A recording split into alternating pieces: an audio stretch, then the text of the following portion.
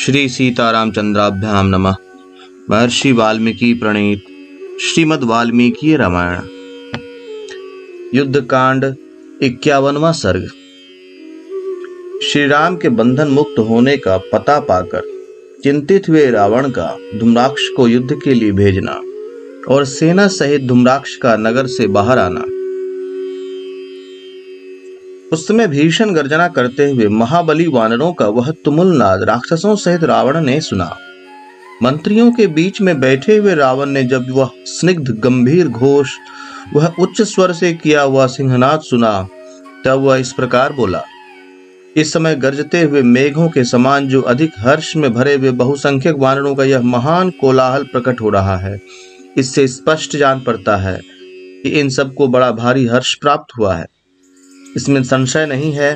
तभी वह इस तरह बारंबार की गई गर्जनाओं से यह खारे पानी का समुद्र विक्षुब्ध हो उठा है।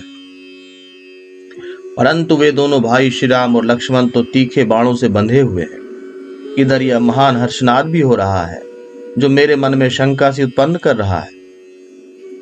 मंत्रियों से ऐसा कहकर राक्षस राज रावण ने अपने पास ही खड़े हुए राक्षसों से कहा, तुम लोग शीघ्र ही जाकर इस बात का पता लगाओ कि शोक का अवसर उपस्थित होने पर भी इन सब वानरों के हर्ष का कौन सा कारण प्रकट हो गया है। रावण के इस प्रकार आदेश देने पर वे राक्षस घबराए हुए गए और परकोटे पर चढ़कर महात्मा सुग्रीव के द्वारा पालित वानर सेना की ओर देखने लगे। जब उन्हें मालूम हुआ कि महाभाग श्री राम और लक्ष्मण उस अत्यंत भयंकर नाग रूपी बाणों के बंधन से मुक्त होकर उठ गए हैं, तब समस्त राक्षसों को बड़ा दुख हुआ। उनका हृदय भय से थर्रा उठा।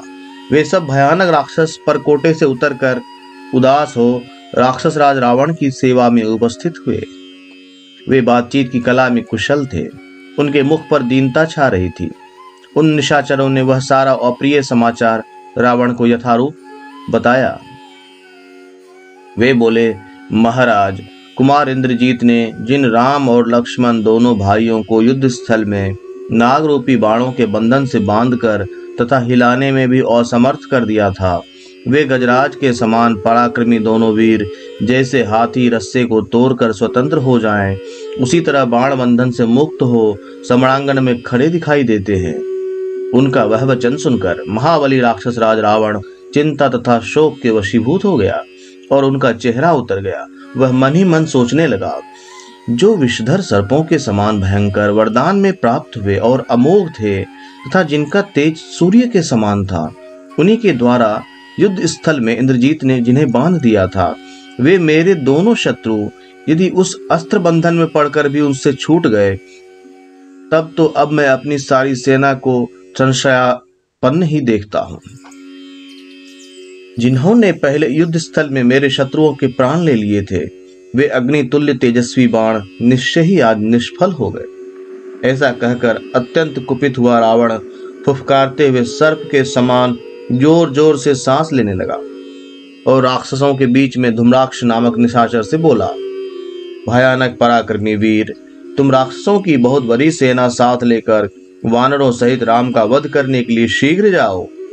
बुद्धिमान राक्षस राज किस प्रकार आज्ञा देने पर धूम्राक्ष ने उसकी परिक्रमा की तथा वह तुरंत राजभवन से बाहर निकल गया। रावण के गृह द्वार पर पहुंचकर उसने सेनापति से कहा, सेना को उतावली के साथ शीघ्र तैयार करो। युद्ध की इच्छा रखने वाले पुरुष को विलंब करने से क्या लाभ। धूम्राक्ष की बात सुनकर रावण की आज्ञा के अनुसार सेनापति ने, जिनके पीछे बहुत बड़ी सेना थी, भारी संख्या में सैनिकों को तैयार कर दिया।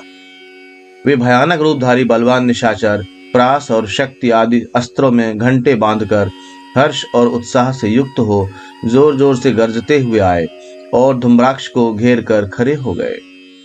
उनके हाथों में नाना प्रकार के अस्त्र शस्त्र थे। कुछ लोगों ने अपने हाथों में शूल और मुदगर रखे थे।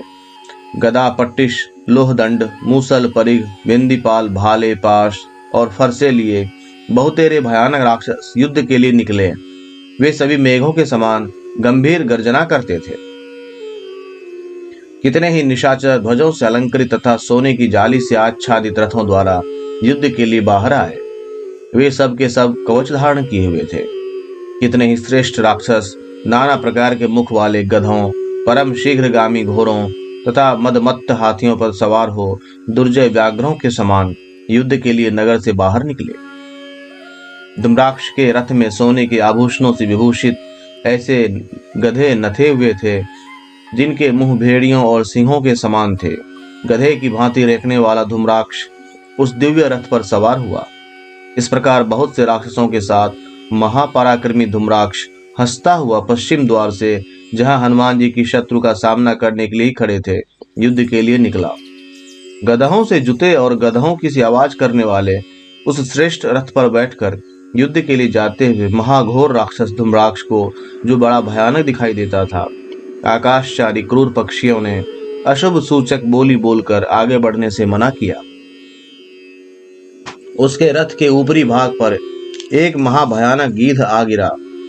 ध्वज के अग्रभाग पर बहुत से मुर्दाखोर पक्षी परस्पर गुथे हुए से गिर पड़े।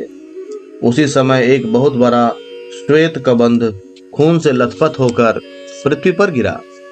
वह कबंध बड़े जोर जोर से चित्कार करता हुआ धूम्राक्ष के पास ही गिरा था। बादल रक्त की वर्षा करने लगे और पृथ्वी डोलने लगी। वायु प्रतिकूल दिशा की ओर बहने लगी। उसमें वज्रपात के समान गड़गड़ाहट पैदा होती थी। संपूर्ण दिशाएं अंधकार से आच्छन्न हो जाने के कारण प्रकाशित नहीं होती थीं। राक्षसों के लिए भय देने वाले वहां प्रकट हुए उन भयंकर उत्पातों को देखकर धूम्राक्ष व्यथित हो उठा और उसके आगे चलने वाले सभी राक्षस अचेत हो गए। इस प्रकार बहुसंख्यक निशाचरों से घिरे हुए और युद्ध के लिए उत्सुक रहने वाले महाभयंकर बलवान राक्षस धूम्राक्ष ने नगर से बाहर निकलकर श्री रामचंद्र जी के बाहुबल से सुरक्षित एवं प्रलयकालिक समुद्र के समान विशाल वानरी सेना को देखा। इस प्रकार श्री वाल्मीकि निर्मित आश रामायण आदि काव्य के युद्ध कांड में 51वां सर्ग पूर्ण हुआ।